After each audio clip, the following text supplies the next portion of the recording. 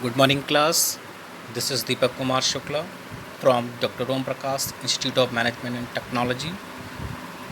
I will teach you subject financial management in course of integrated MBA second year and BBA second year.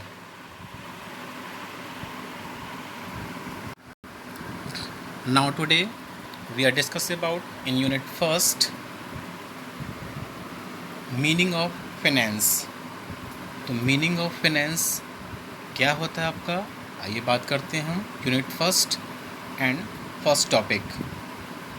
तो finance is defined as the management of money and includes activity like investing, borrowing, lending, saving etcetera. तो बता रहे हैं कि finance का मतलब बता रहे हैं कि फाइनेंस का मतलब होता है कि management of money, that means money की व्यवस्था करना।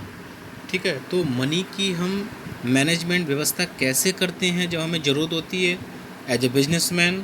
तो उसमें कुछ आपकी एक्टिविटी बताई गई हैं, जैसे कि हम अपना पैसा इन्वेस्ट करते हैं। तो इन्वेस्ट हम क्यों करते हैं? इन्वेस्ट हम इसलिए करते हैं अपना पैसा, जब हमें कभी ज़रूरत होती है पैसे की तो हम उस पैसे को अपना काम चला सकते हैं। दूसरा, हम मनी को कैसे मैनेज करते हैं, हमें मनी की ज़रूरत है, हम बोरो कर सकते हैं, दैट मीन्स कहीं से भी उधार ले सकते हैं। ठीक है, लैंडिंग दिया हुआ है आपका। ठीक है, सेविंग हम क्यों करते हैं? सेविंग हम इसीलिए करते हैं कि फ्यूचर में हमें जब भी मनी की ज़रूरत होगी तो हम उसको अपने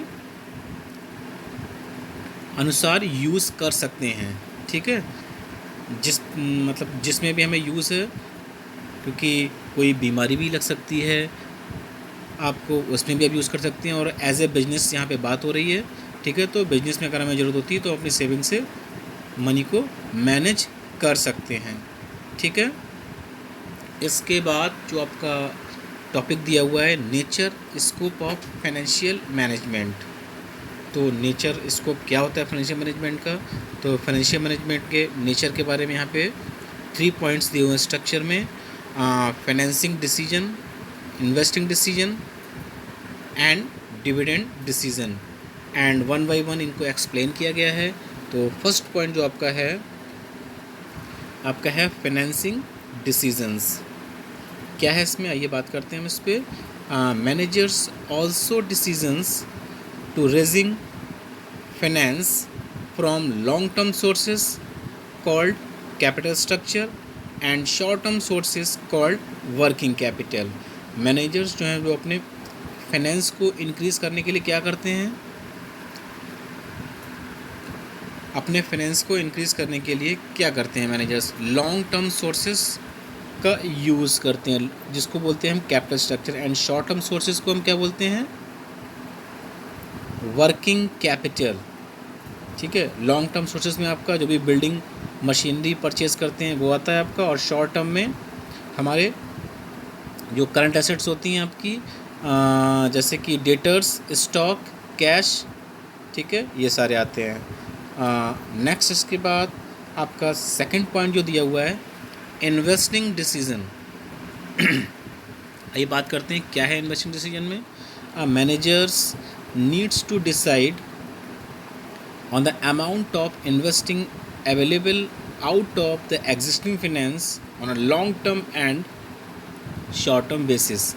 मैनेजर्स को जब भी ज़रूरत होती है नीड के हिसाब से उनको पैसा इन्वेस्ट करना है अगर, तो सबसे पहले वो ये देखते हैं कि जो उनका पहले से फाइनेंस उनके पास एग्जिस्ट है, मतलब पहले से जो पैसा है उसको वो इस्तेमाल करते हैं, दैट मीन्स यूज़ करते हैं। अब डिपेंड ये करता है कि उन्हें लॉन्ग टर्म सोर्सेज में वो यूज़ करना है या फिर शॉर्ट टर्म सोर्सेज में।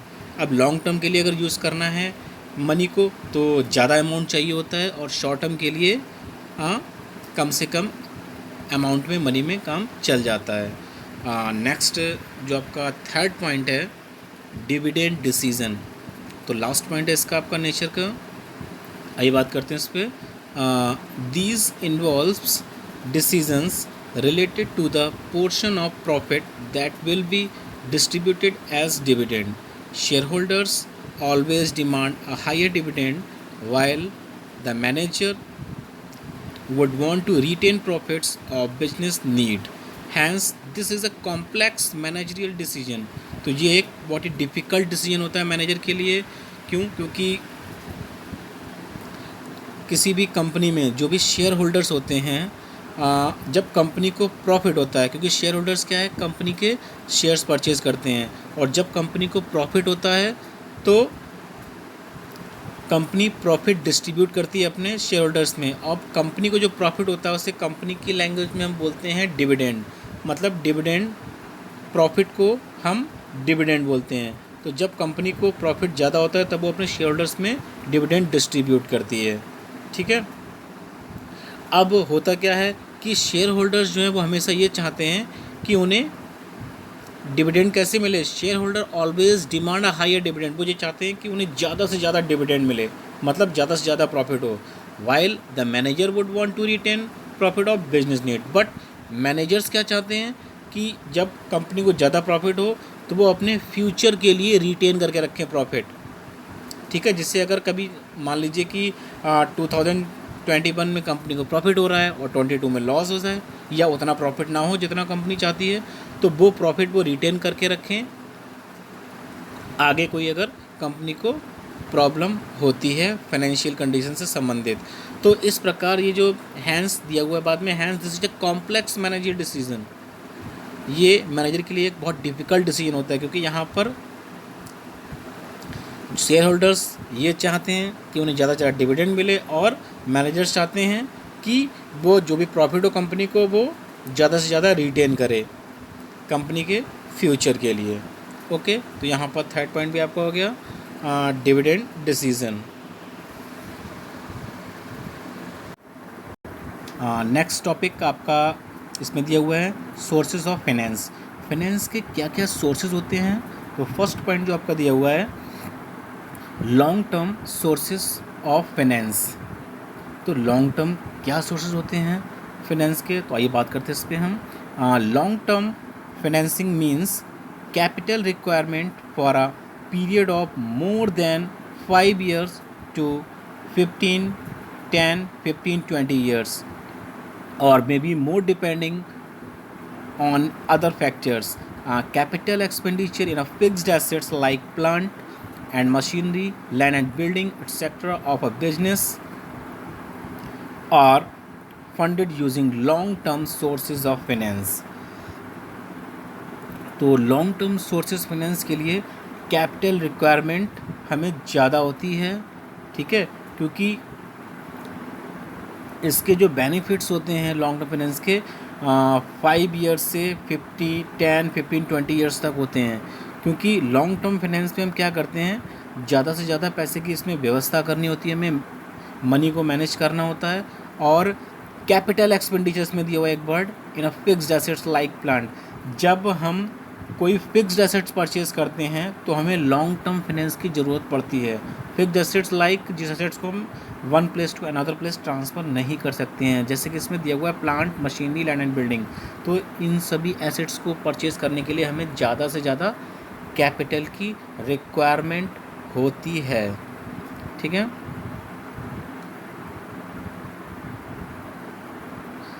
सेकंड पॉइंट जो आपका दिया हुआ है, medium term sources of finance. Medium term में क्या है आपका, आइए बात करते हैं. Medium terms means financing for a period of 3 to 5 years and is used generally for 2 reasons. One of them, long term capital is not available for the time being, and second, when deferred revenue expenditure like advertisement are made, which are to written off over a period of 3 to 5 years.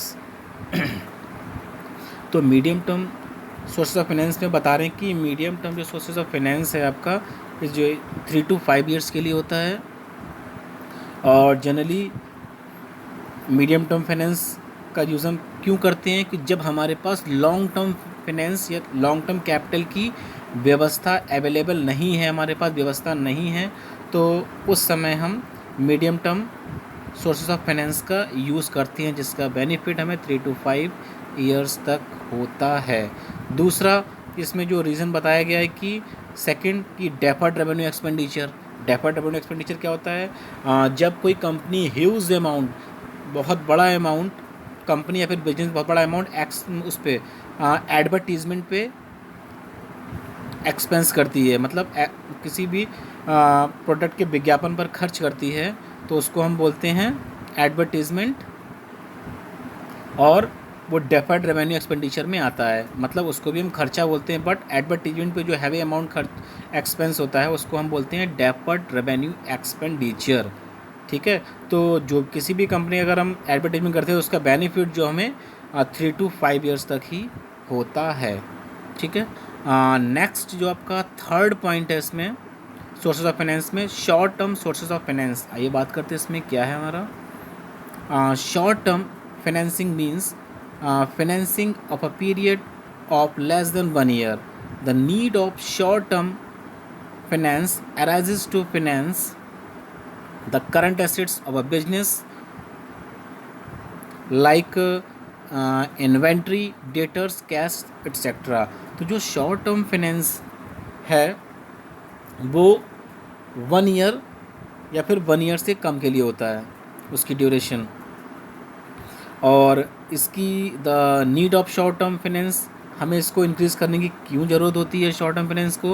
अपनी business की या फिर किसी भी company की business की current assets को manage करने के लिए। वो करंट एसेट्स कौन सी होती हैं? Like inventory. इन्वेंट्री अगर नहीं, मतलब कि इन्वेंट्री का मतलब दूसरे इसमें वर्ड में बोलते हैं स्टॉक।